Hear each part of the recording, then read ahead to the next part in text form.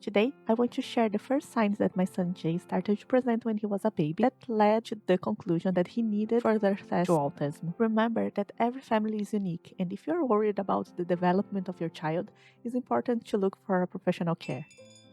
So when Jay was 3 months old, I started to realize that he was doing some repetitive movements with his hands, especially when he was excited or tired. As the time went on, I also started to realize that Jay did not do much facial expressions, imitations, back and forth. In fact, he didn't even look at my face. He was really vocal. Later on, when he was a little bit bigger, we realized that he had difficulty understanding one-step command. Also, he did not understand the concept of waving, pointing. 90% of the milestones, he was delayed at least 3 months, but some of them, it was like 10 months late. And also there was some skills that he was doing consistently, and then he just suddenly would not do it again. About his feeding, when we started to introduce food, he was doing really well. He would try absolutely everything until he was around 11 months old. Then I thought it was teething because he completely stopped to eat everything. He would eat only rice and red lentils. And I thought it was only a phase, but he never came back to eat chicken again, for example. But he would eat concrete and crayons, which later I learned to be a condition called pica.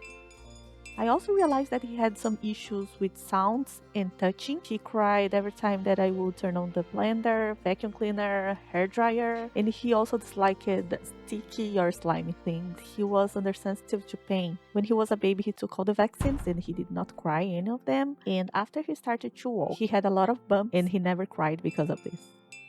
One of his visual stims or self-stimulatory behavior was to roll cars right in front of his eyes so he could see the wheels spinning. And it was really common, especially in an environment that it was strange to him, full of people and noises like a grocery store. He would just look at the cartwheels, or he would be overstimulated and cry a lot, until I learned that he would be calmer if he had his own car and he would just look at the wheels spinning. Jay was fascinated with circles.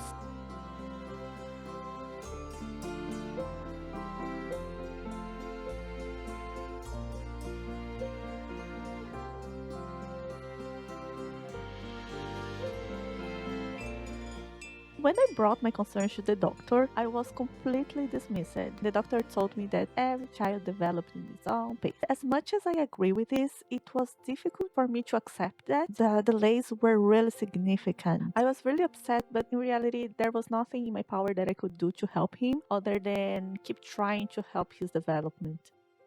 Now, one of the most concerning things for us was about speech, because he started to speak with 11 months old, which is totally normal, and he was consistently improving and learning more words and using the old words. And then suddenly, after 2 months, he completely stopped. He woke up one day quiet, and I thought, okay, he was not in a good mood, but the words did not came back.